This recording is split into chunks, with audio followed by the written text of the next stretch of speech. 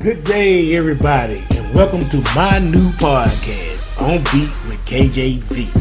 I am your host, KJV, and on this podcast, I and an occasional host or two will discuss topics like food, life, and of course, music, and other items of interest to me, and hopefully yours too.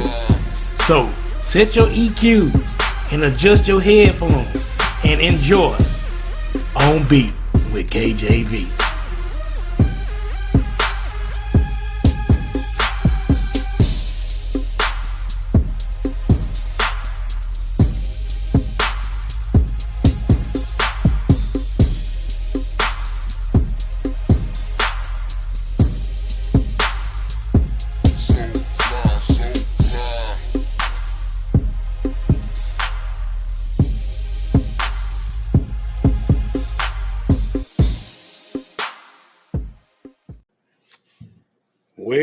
Well, your boy is back and at it again. But first, I'd like to say good day, good afternoon, good evening. Well, have a good time doing whatever time you are listening to this podcast. But I would like to thank you for joining me once again for a new episode with your boy, your host, KJV, on Beat with KJV.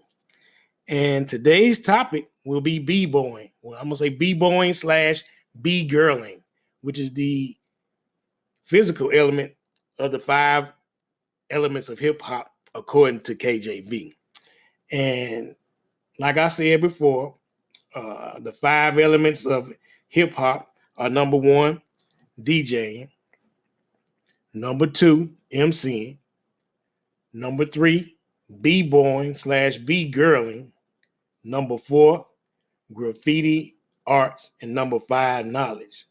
But let's just do a recap of my earlier episodes. Well, episode 1, we talked about DJing, which was the of a relating to the ear or a sense of hearing, being able to create a beat or making music for your ears to hear, so-called turntablism. And in episode 2, we talked about MCing, which is oral, and it is the voice of hip hop, the ability to paint or create a mental picture of stories or of one's life experiences.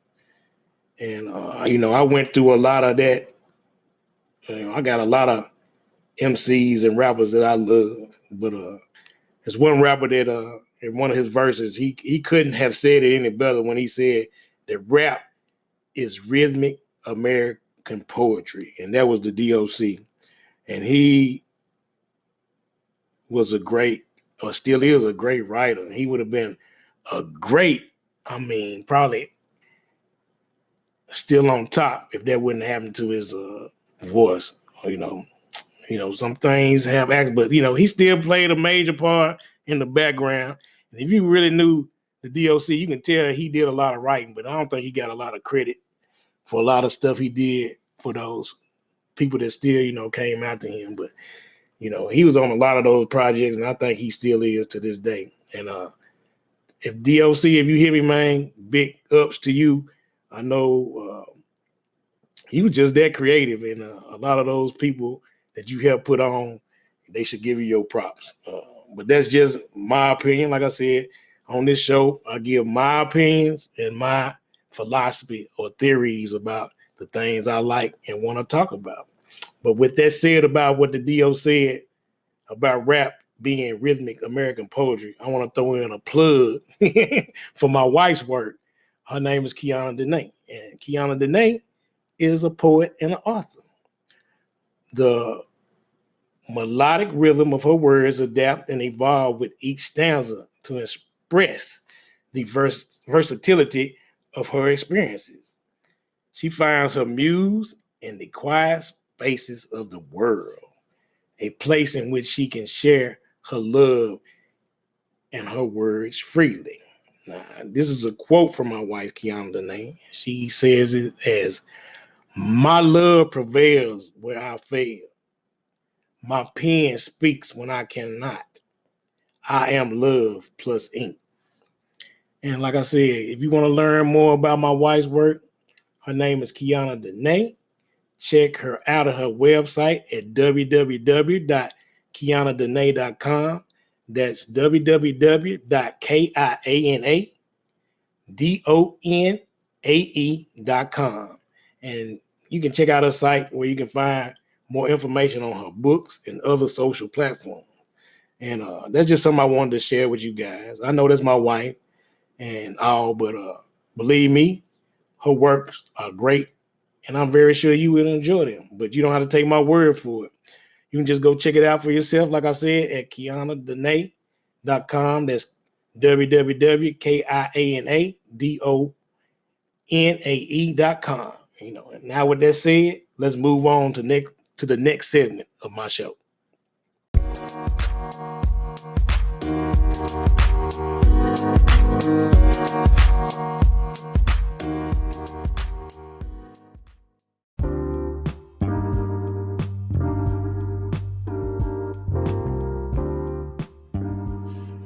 Welcome to the segment I call On Food with KJV. And like I said before in this segment, I'll give you a review of a restaurant in which I ate during the week or about a dinner that I prepared. Also I'll be rating them, giving them a rating with forks, where 5 forks will be the highest and 1 fork will be the lowest. And so today I will be rating a dinner I prepared early in the week via HelloFresh. Like I said, they are not a sponsor, which I hope they will be eventually if this podcast jumps off the way I want it to. But y'all should know by now, I just love to cook.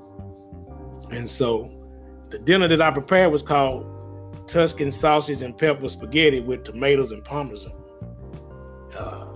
As always, HelloFresh gives you a nice printout with cooking instructions. It has a list of the ingredients, a pic of how the finished products should look, and just easy instructions on the back.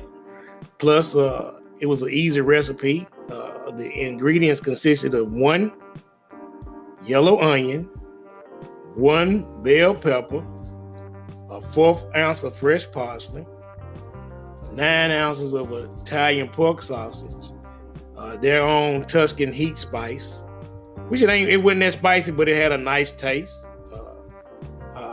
6 ounces of spaghetti, 14 ounces of diced tomatoes, chicken stock concentrate, and about a 1/4 cup of Parmesan cheese.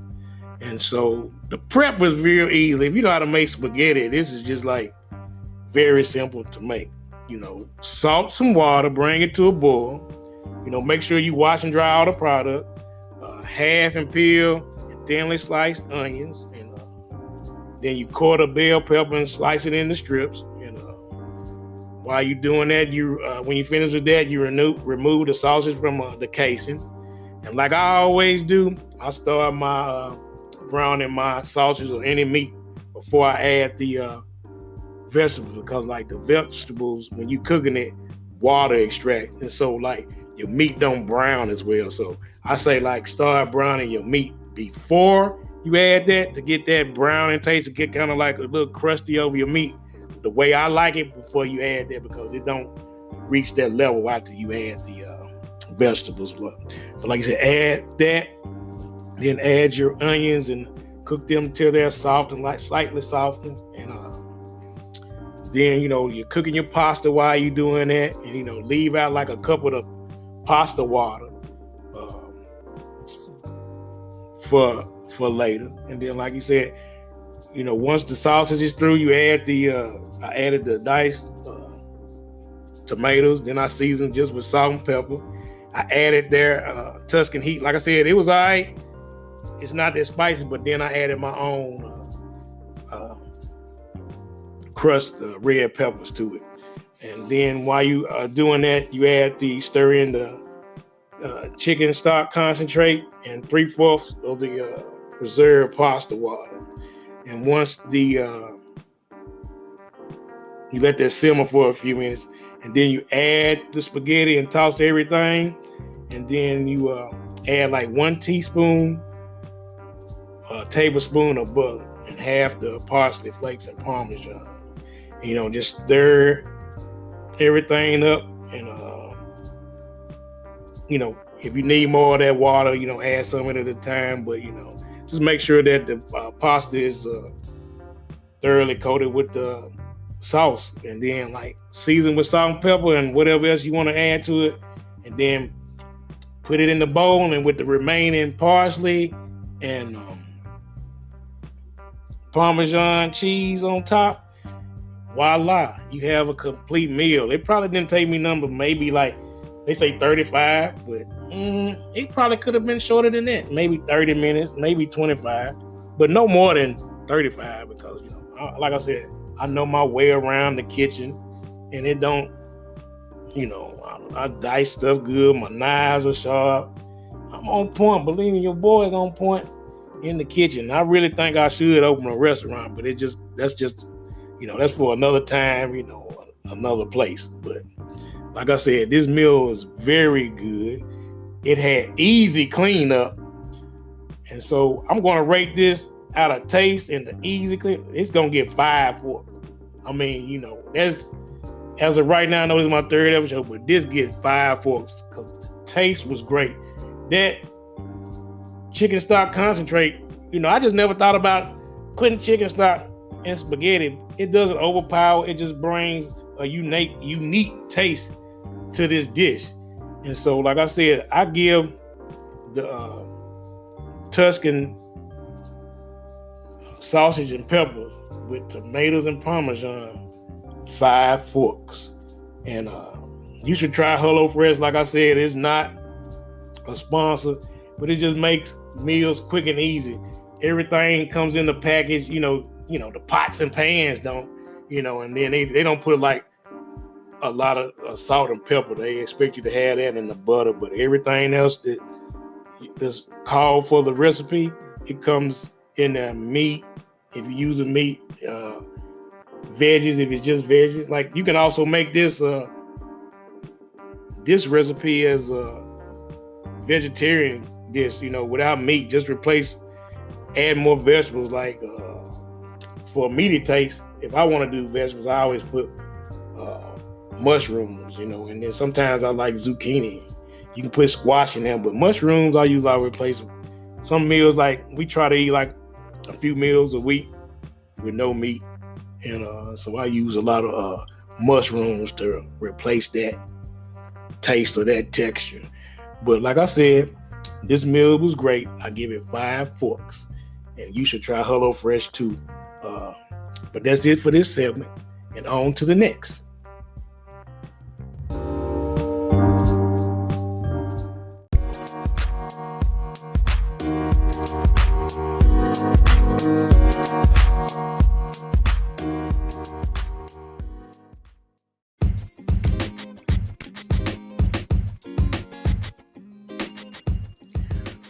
Welcome to the horoscope part of our show, where I read the horoscopes for Cancer. Like I said, only for Cancers, but stay tuned for those that are not Cancers, because the meat of the show is coming up next. Now, Cancer, the moon will stay in the 8th house, which in the initial times can make you a little worried about your health. This year, you will get great opportunities to participate in contests because the 6th house is occupied by Mercury, Sun, Saturn, and Ketu. And these are creating new paths for success for you. In addition to this, Mercury and Saturn are creating, which indicates that you will get fruits of your hard work. People from the sports world, cinema, can achieve success by traveling and participating in competitions abroad. The planetary positioning is creating the best opportunities for you. All you have to do is grab them and give your best, especially for the people in IT, engineering, media, acting, and politics. This year, instead of depending on your luck, depend on your work and talent, which will get you the best results. With the change of Saturn after the 24th of January, which is already passed, the chances of change in business or job search are going to be there for you. And all of this will bring huge success for you. The change of Saturn will be very good for you as it will provide stability in your business. The presence of Saturn in the 7th house of your chart is also creating chances of marriage, but you need to be very careful before taking this huge step. On the 30th of March, Jupiter will move into Capricorn, which will fasten the pace of your marriage along with new opportunities in your work life. Apart from this, Horoscope 2020 shows that the creation of favorable circumstances will require you to work hard at the beginning of the year, but you will get very good benefits along the way. Now, that is part 1 of a 2-part horoscope that I'm reading for the yearly horoscope for the Cancers. In the early episodes, I was reading the finance section. But like I said, some of these things be on point. And as I said, I am considered as disabled and not allowed to work. But man, I've been getting phone calls because, like he said, the IT field, which I'm in, which I was in engineering, and like it just said, it's there for us, and I do good work, and my work precedes me, but I just can't take it. But I'm getting those phone calls, and they are having a pretty good salary base. Like I said, I read this for entertainment, and this is something I'm interested in, and I just wanted to share with you. But like I said, I'm sorry that I don't read the horoscopes for everybody. But if you're a Cancer, this segment is for you. And I thank you for tuning in. But now on to the next segment.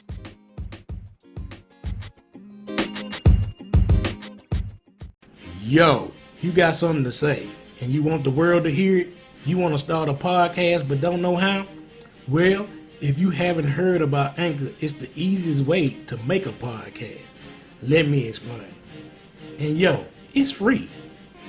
They have creation tools that will allow you to record and edit your podcast right from your phone or computer. Plus, if you have guests, just show them how to download the app and record a session, and they can share it with you, and you can mix it into your episode at a later date.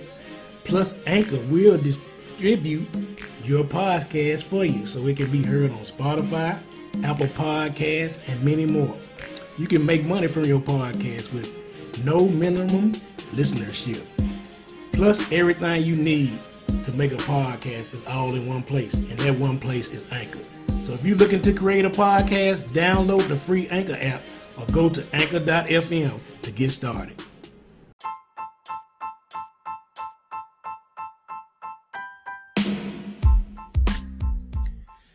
And for those who stuck it out, we finally made it to the meat of our show.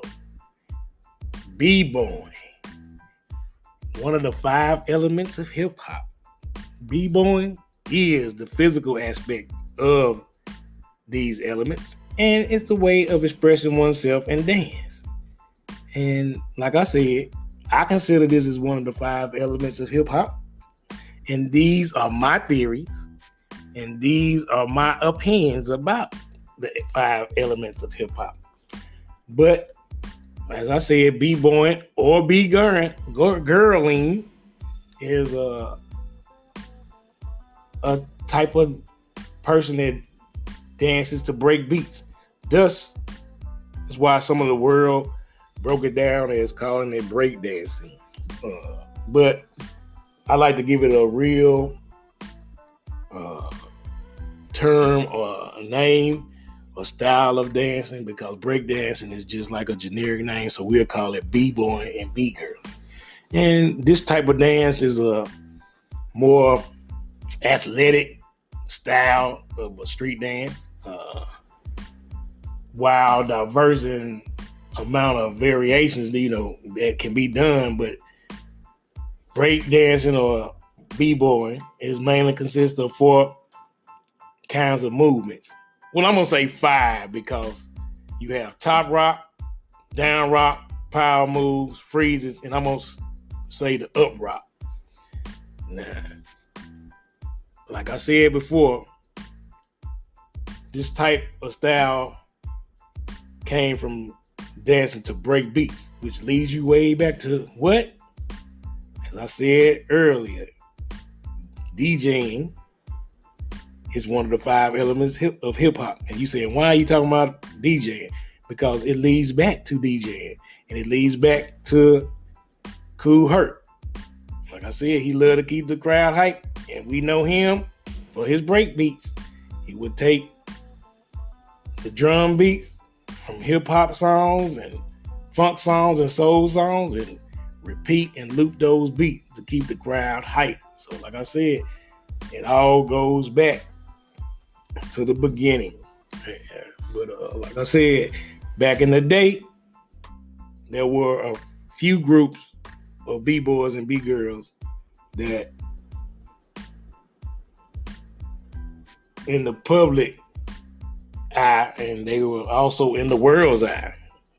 And it's just amazing what these groups did. Now, I'm going to just talk about the groups that I know about. There may be some more, and like I always say, hit me up on my social media outlets if you wanted to talk to me about other things, and we can chop it up. Even in my on my YouTube page, we can chop it up in the comments. And also, I talk to you on Facebook and Twitter. But let's get back to this. One of the groups that I liked back in the day were the Rocksteady crew. And I mean, I got a lot of videos still that I watched with them getting down. Crazy Legs was awesome. But let me get into actually the members of the Rocksteady crew. That was JoJo, Crazy Legs, DJ Cucumber Slice, DJ A-Bert, Fever One, Mad Child, Faber, Q Unique, Rozelle, Tony Touch, Frosty Freeze, Mixmaster Mix, Rhythmatic, and your boy Ken Swift. This group not only danced, they put out a few albums and singles, and they also appeared in a wide variety of movies like Wild Style, Flashdance, Beat Street, and Michael Jackson Moonwalker. And then you have another group from New York, which were the New York City Breakers, and they consisted of members from 2 groups from New York, and that was the Wild Style group and the Floormaster crew. And the original members of this group were Chino Action, Noel Kid Nice, Matthew Glide Master, Tony Powerful Pixner, and Ray Little Leap. And the New York City Breakers back in the day, they were just one of the first hip hop groups or b-boy crews that helped spread the hip hop culture around the globe. They actually did a lot of touring and performing for the president, other world leaders, and royalty. And the royalty also included the Duke of York, from England, Prince Andrew, and the King and Queen of Norway. And this group always be remembered as a crucial pioneers of b-boying, a staple in the hip hop culture. Now, I can't leave out the West Coast because that's where we get a lot of popping and locking. You know what I'm saying? You didn't have that pop, bam, boom, bam, boom, bam. If we didn't have the West Coast, we wouldn't even have none of that popping. Man, that would be crazy. But the group I liked the most back in the day, There are more, but like I said, I'm just talking about the groups that I know. Well, the Electric Boogaloo. And, like I said, this group was responsible for dance styles known as popping and locking, and then also the actual dance move called the Electric Boogaloo. And this crew was consisted of Boogaloo Sam, Poppin' Pete, Robot Dane, Puppet Boozer, Creepin' Sydney, Scarecrow, Scally, and he also, you might have known him by Skeeter Rabbit.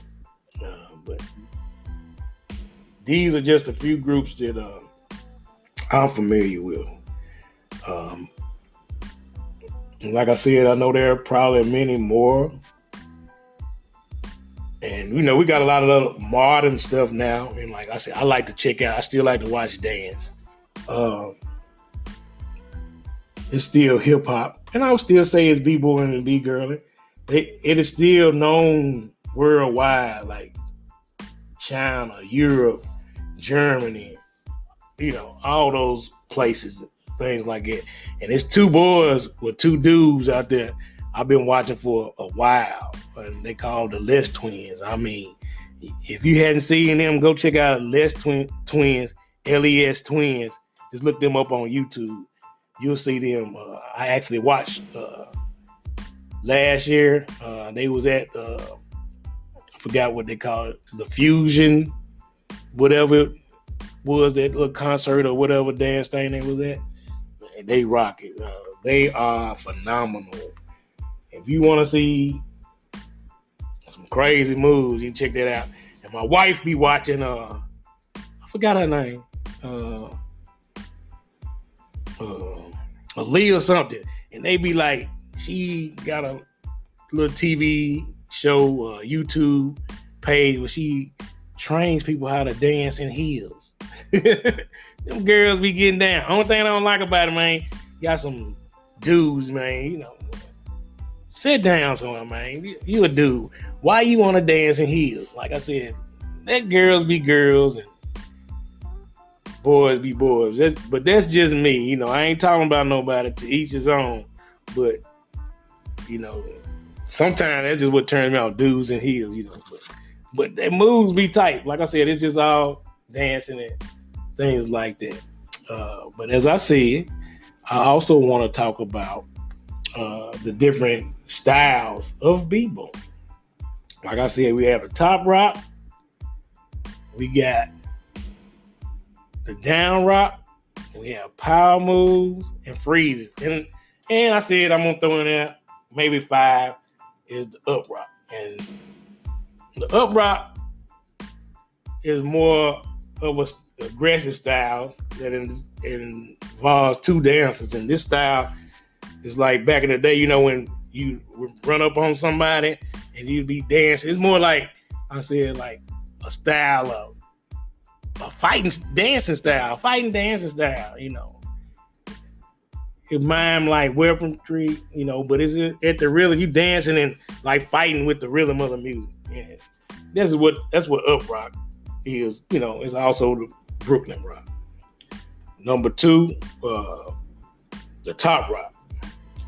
It generally refers to any string of steps performed from a standing position. It's usually the first and utmost opening display of style. Though dancers often transition from other aspects of the dancing style to top rock and back, but top rock has a variety of steps, which can be varied according to the dancer's expression, like aggressiveness. He can be calm, he can be excited, and this style has a great deal of freedom because as a definition of top rock, it is as long as the dance remains clean, true to form, and the attitude of this dance, can mean a lot to it because the top rock can draw upon many other dance styles. It can lead to popping, it can lead to locking, tap dance, for real, house dance, anything can transition from the top rock. And you usually go from the top rock to the down rock. Like I said, down rock. Let me just get on into that. Down rock.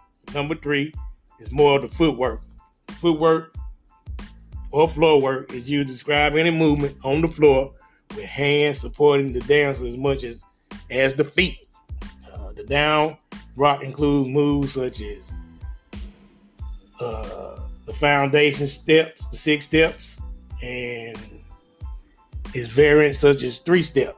And when you see them going back and forth, shuffling back and forth and to get down on the floor, and usually get it on their knees, and that's what leads into the windmills and things like that. Oh man, I've seen such moves that just is wild. I don't know if he can actually break dance, but Chris Brown, he really can dance. He could be considered as one of the b-boys of hip hop nowadays.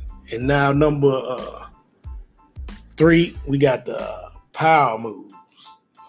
They more acrobatic. Like I said, that's why I was bringing up Chris Brown. Standing and flipping in place. You have to have speed, endurance, flexibility, and strength.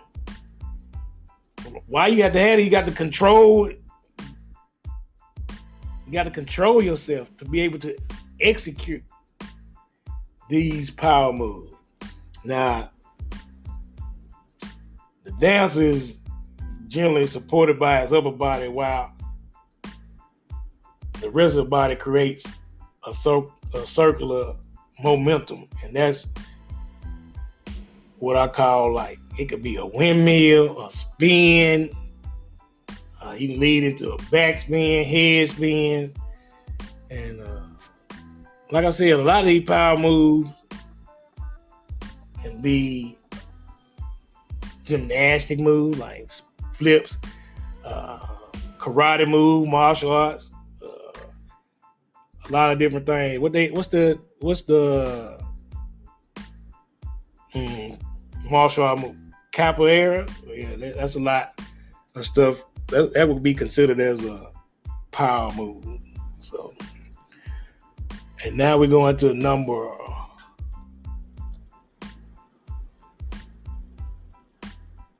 4 or 5. We got the freezes. Now, freezes are stylish poses. Like after you come out of the spin or popping and you just suspend yourself, like freeze. That's all I can say. Like you dance and then all of a sudden just freeze, and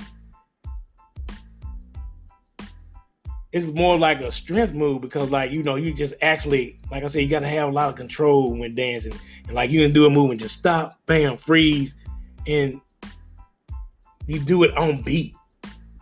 Like freeze can be linked with chains or stacks, where breakers go from freeze to freeze in order to hit beats of the music. Like pop, it's really like the pop and freeze, but it's like you do the pop and then you just stop.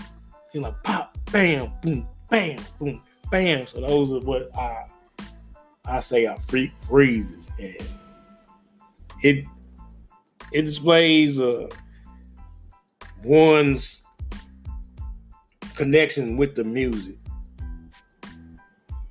Listening to every beat, every drop, every bass line, to be able to stop and freeze at all of those, it takes physical strength too. So